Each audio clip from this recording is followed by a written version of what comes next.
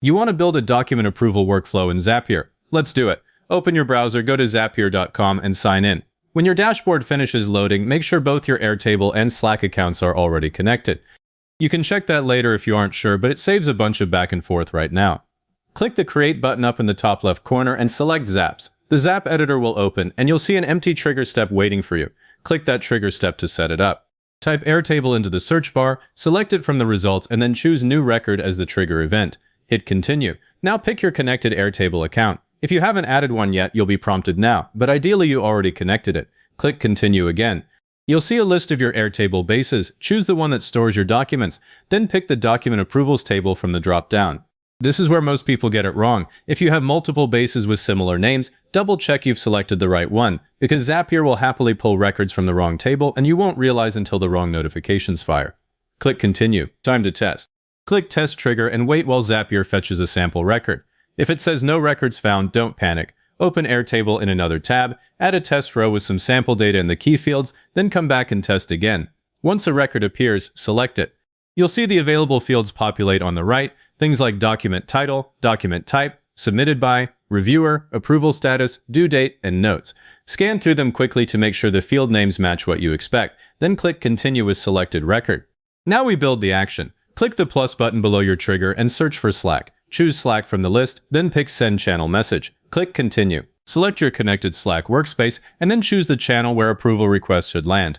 I use a dedicated channel like Document Approvals so these don't get lost in general chatter. If you don't have one yet, you can create it now in Slack and refresh the list here.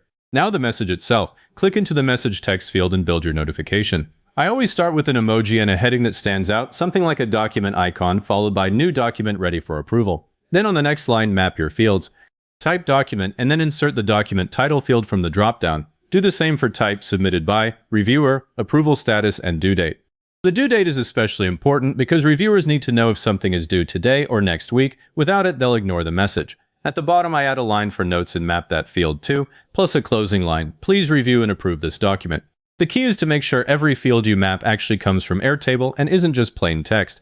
I once typed document title as static text instead of the field, and every notification looked identical. That's a fast way to confuse your whole team. Click Continue when you're done. Test the action, click Test Step, and Zapier will send a sample message to your Slack channel. Open Slack and verify that the notification arrived in the selected channel and all the document details are correct. If the formatting looks off, go back and adjust the spacing. If nothing appears, check that you picked the right channel. I've sent test messages to the wrong channel more times than I care to admit. Now before you publish, take a moment to review. Click through each step in the editor, confirm the trigger is pulling from the correct base and table. Confirm the Slack step uses the right channel, and that every field in the message actually maps to an Airtable column. It only takes a second, but it catches the kind of mistake you don't want live. Give your Zap a descriptive name. Document approval workflow is fine, but if you have multiple bases, include the base name so you can find it later. Then click Publish. Your automation is now live. But don't take my word for it. Go to Airtable and add a new document approval request with real-looking details. Wait about a minute for the Zap to pull, then open Slack and check your channel. You should see the notification, accurate and complete. If it's there, you're done. A couple of things to do now that it's running. Open Zap History in the left sidebar to watch the workflow fire. A failed run almost always means a connection expired or a field got removed from Airtable, so you want to catch that early.